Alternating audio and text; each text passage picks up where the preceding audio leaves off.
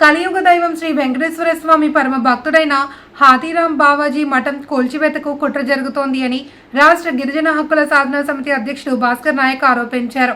చిత్తూరు జిల్లా కుప్పంలో మాట్లాడుతూ అనేక దశాబ్దాల చరిత్ర కలిగిన హాతీరాం బావాజీ ఆస్తుల పరిరక్షణకు గిరిజనులు పోరాడతామని స్పష్టం చేశారు. తిరుపతి చుట్టూ పక్కలో ఉన్న వందలాది ఎకరాల మఠం భూములను పరిరక్షించుకుంటామని భాస్కర్ నాయక్ తెలిపారు. శ్రీ వెంకటేశ్వర స్వామి ప్రియభక్తుడైన హాతీరాం బావాజీ మఠం కూల్చివేతపై కుట్ర. విషయం ఏమంటే, తిరుమల పట్టణ ప్రాంతంలో వేలాది ఎకరాల భవనాలు కన్నేసిన కూటమి ప్రభుత్వం అనేక శతాబ్దాలు కలిగిన చారిత్రక కట్టడం కూల్చే ఉద్దేశమేనా సనాతన ధర్మం అని ఈరోజు నేను ప్రశ్నిస్తున్నాను. సనాతన ధర్మ ప్రయత్నం అంటే అత్యంత పురాతన చరిత్ర గల కట్టడాలను భవనాలను కూల్చేయడమన సనాతన ధర్మ పరిరక్షణము. ప్రఖ్యాతించిన తిరుమల తిరుపతి పుణ్యక్షేత్రంలో ఎందరో భక్త శిఖామణులు స్వామివారి వైభవాన్ని కీర్తించారు. ముఖ్యంగా ఈనాటి ఎన్నెన్నో మఠాల అధిపతులు, సంతులు, సాధువులు, వారి యొక్క శిష్య పరివారాలు, శిశువులు కొనసాగుతూనే ఉన్నారు. మఠం ఆస్తి జోలికి వస్తే ఎవరు వచ్చినా తగిన మూల్యం చెల్లించుకోవాల్సిన తప్పదు.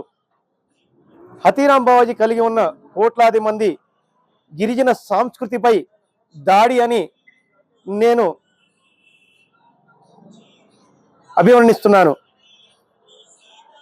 హాతీరాం బావాజీ ఆస్తులు పురాతన సంస్కృతిని కాపాడుకునే కార్యక్రమంలో ఆత్మార్పణ, బలిదానము, సైత్యం తెగబడడానికి వెనకాడము, అలాగే కేంద్ర రాష్ట్ర ప్రభుత్వాలకి గిరిజన హెచ్చరిస్తున్నాం.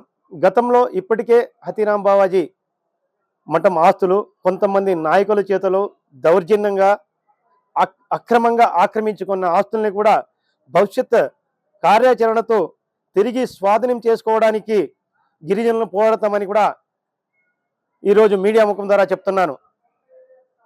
అలాగే వందల వేల సంవత్సరం పురాతన నిర్మించిన చారిత్రక భవనాలను కూల్చివేసే కుట్రలో కేవలం ఇది గుప్త నిధుల వేటని కోసమే అన్న బలమైన వాదన స్వాత్రం వినిపిస్తున్నది.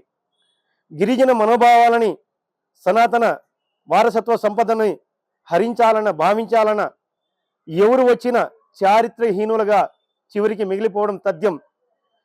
అలాగే ఈరోజు దేశవ్యాప్తంగా ఉన్న గిరిజన సమైక్య కూడా దీనిపైన హెచ్చరిస్తున్నాం, ఖండిస్తున్నాము. ముందు ఇలాంటి ఎన్నో పోరాటాలు కూడా